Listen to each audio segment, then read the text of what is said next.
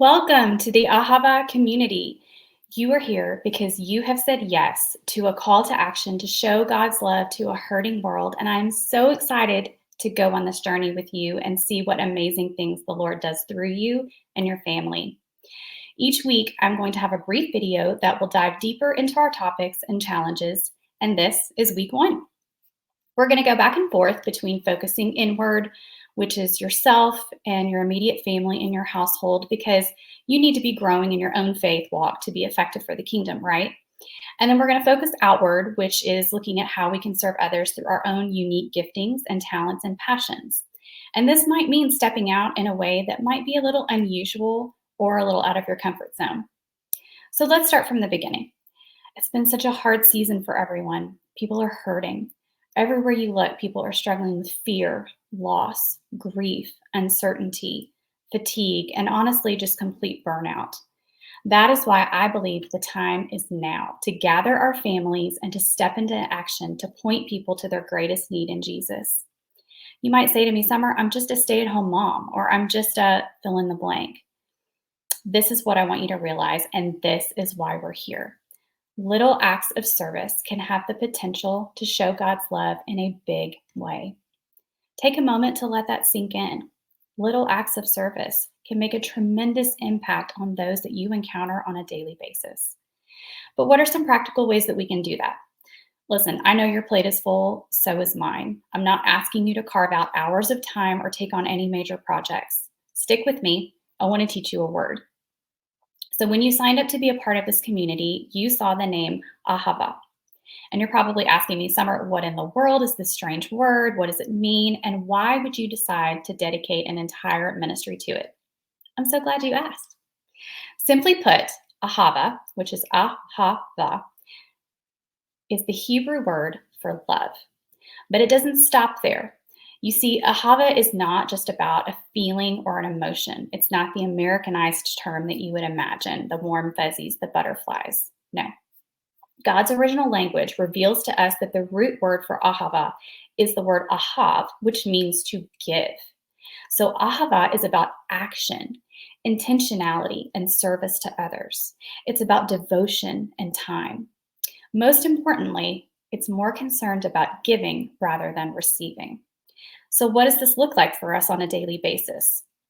Listen, I don't want you to make this too big in your mind where you just give up. Remember, we are focusing on little acts of service to show God's love in a big way.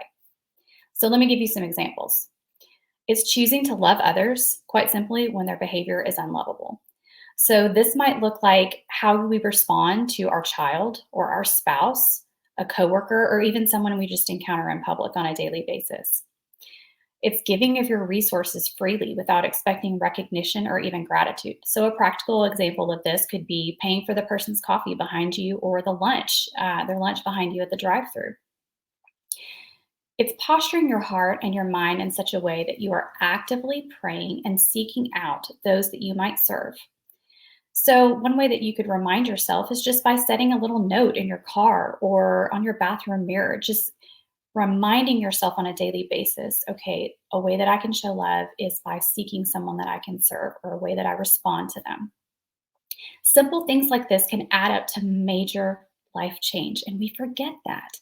God can use you to plant a seed in someone's heart who is absolutely broken and far from Him. So, our takeaway for the week, I want you to really take some time to process the meaning of Ahava as I explained it. My encouragement to you is to begin to shift your mindset and perspective when it comes to how we show love to others. You've heard it said, you don't know what you don't know. Well, now that you have the opportunity to create a cultural shift around you in your home and in your areas of influence to impact people with the love of God in the way that He designed it, through a servant's heart.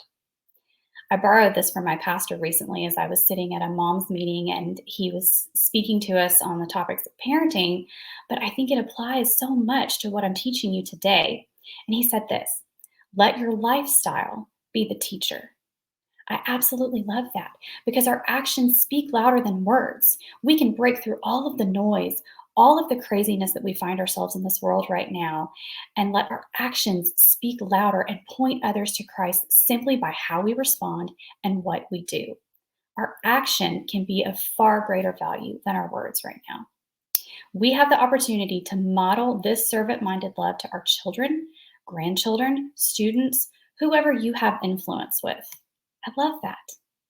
So for this week, step 1, you've already watched the teaching video, so check, good job.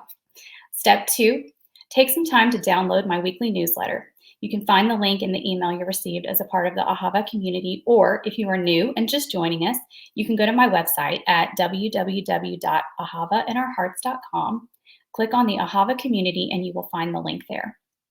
I will also include the link under this video if you are watching us via YouTube.